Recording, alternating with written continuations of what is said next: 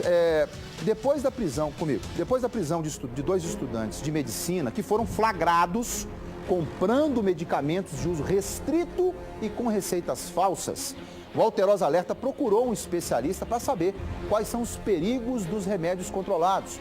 Muitos são usados como entorpecentes. Nós queremos saber quais os cuidados que os pacientes e os pais de jovens que vão atrás dessas drogas devem ter ao perceberem qualquer alteração no comportamento. Você vai ver agora na reportagem do Rangel Faolo. Até. São analgésicos fortes, indicados para dores intensas, como, por exemplo, a pacientes com câncer e fraturas. São psicotrópicos, aqueles que agem no sistema nervoso central. A venda é somente com receita. Na farmácia há todo um controle durante a comercialização. A gente anota nome do paciente, endereço, identidade, telefone, quantidade dispensada, lote, validade, número de registro do Ministério da Saúde desse medicamento, e o farmacêutico encaminha para a Anvisa, que é o órgão fiscalizador. A venda indiscriminada desse tipo de remédio voltou a ser notícia depois da prisão em flagrante de dois estudantes de medicina em Belo Horizonte. Fernando Henrique Moreira Silveira, de 27 anos, e Marcelo Botelho Reis, de 28 anos. De acordo com a polícia, os jovens adulteraram receitas e clonaram o carimbo médico de um professor para comprar cloridrato de oxicodona. Segundo especialistas, o uso abusivo desse medicamento pode causar efeitos alucinógenos quando associados a drogas ilícitas ou a bebida alcoólica. O mal mais direto, como outras drogas, é a dependência química, né? Muitas vezes os jovens usam esse produto associados, por exemplo, a bebida alcoólica ou algum outro tipo de droga para potencializar os efeitos no organismo.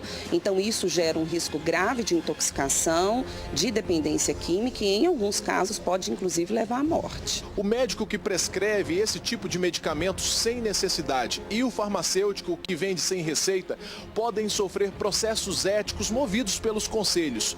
Além disso, eles vão ter problemas com a vigilância sanitária que faz o controle da comercialização dos produtos. Em alguns casos mais graves, a venda ilegal dos remédios pode ser configurada também como tráfico de drogas. A assessora técnica do Conselho Regional de Farmácia diz que a fiscalização é constante. Sempre que um paciente ou a população ou o próprio farmacêutico perceber um comportamento incorreto ou perceber uma prescrição que foi entregue na farmácia suspeita de uso indevido, ou se for constatado que a própria farmácia está fazendo a venda indevida desse tipo de produto, isso pode ser feito uma denúncia para a vigilância sanitária e a vigilância sanitária vai tomar as medidas cabíveis ou para interditar ou para autuar esse estabelecimento. Pode ser até mesmo fechado.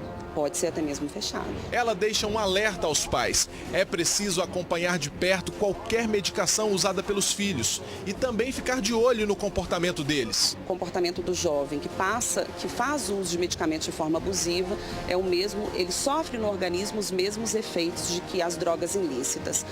Dependência química, agitação, prostração, dependendo do uso da droga que ele estiver fazendo. Pois é, Minas Gerais, isso é um compromisso que a TV Alterosa tem com você. Isso é um compromisso que nós aqui temos com você. Porque muitas vezes a gente acaba não tendo a dimensão da onda que a gente quer produzir.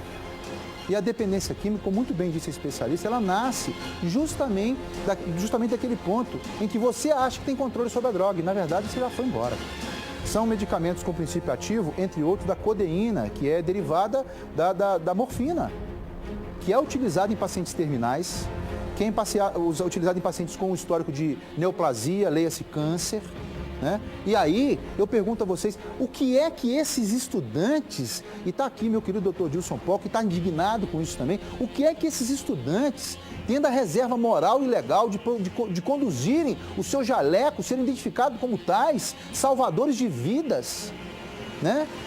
Estudantes de mecanismos que vão salvar vidas no futuro e agora estão traficando droga, falsificando receitas e documentos para poder produzir isso.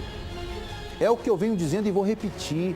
Nós temos um crime tão organizado, mas tão organizado, que esses crimes, até mesmo ovacionado pelo Marcelo Odebrecht, há o argumento de que, abro aspas, Não se constrói nada em país com guerrilha sem pagar propina. Não se sobe o Morro do Alemão no Rio de Janeiro sem pagar propina. Ou seja, se nós estamos num país que também não se importa e não se furta de investir o seu dinheiro em canalhas como esses dois que vocês estão vendo aí, que ao argumento de serem estudantes de medicina, estavam servindo e se prestando ao tráfico de drogas. Parabéns à especialista que esclareceu a importância que nós temos, sobretudo dos pais, de analisarem os procedimentos dos filhos.